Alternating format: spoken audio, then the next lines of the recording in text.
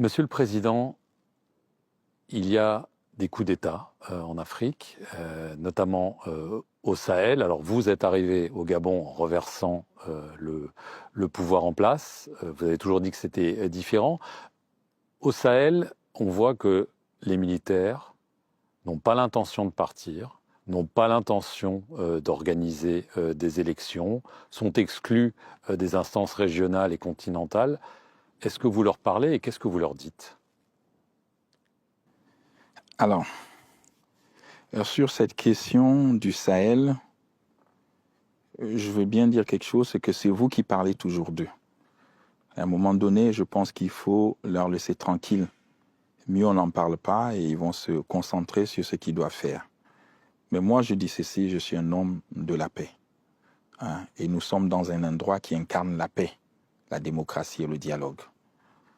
Si on dit que la paix va avec les élections, alors il faut aller aux élections. Si on dit que les libertés vont avec les élections, il faut faire des élections. Si on dit que la stabilité rime avec les élections, c'est qu'il faut faire des élections. Et moi, je pense qu'il est grand temps qu'on regarde l'avenir devant. Et en regardant l'avenir devant, nous avons le modèle du Gabon qui a marché, le modèle de la Guinée-Conakry avec le président Doumbouya qui a marché. Nous avons deux autres modèles aussi qui sont là, hormis le Sahel. Et je pense que qui vont aussi marcher. Il y a le président malgache qui est en transition et que je vais recevoir d'ailleurs à Libreville, qui arrive dans quelques jours. Nous allons échanger sur ces questions de paix, de stabilité et d'élection. Et je pense qu'il a déjà une volonté lui aussi d'aller aux élections. Donc il faut les encourager. Et vous avez aussi la Guinée, chez l'ancien président Mbalo, comment est-ce que vous... Guinée-Bissau. Guinée-Bissau, vous avez trouvé, merci pour le nom, la Guinée-Bissau, où il y a aussi une volonté de partir aux élections en décembre. Il a fixé le cap à 1 an, nous avons échangé, et il tient à respecter la date. À Madagascar, ils ont fixé le cap pour 2 ans, comme nous l'avons fait, et ils tiennent aussi à respecter leur date. Nous allons voir comment, dans ces États, ça va se passer. Et pour que les autres comprennent que si les élections amènent la stabilité, amènent la paix, le développement, il est temps que les gens puissent partir aux élections. Nous avons des économies faibles, vous l'avez dit dans vos questions. On ne peut pas aujourd'hui profiter de nos économies quand on met tout sur l'effort des guerres. Ça ne profite pas aux populations. L'effort des guerres n'arrange personne. C'est les populations qui en pâtissent.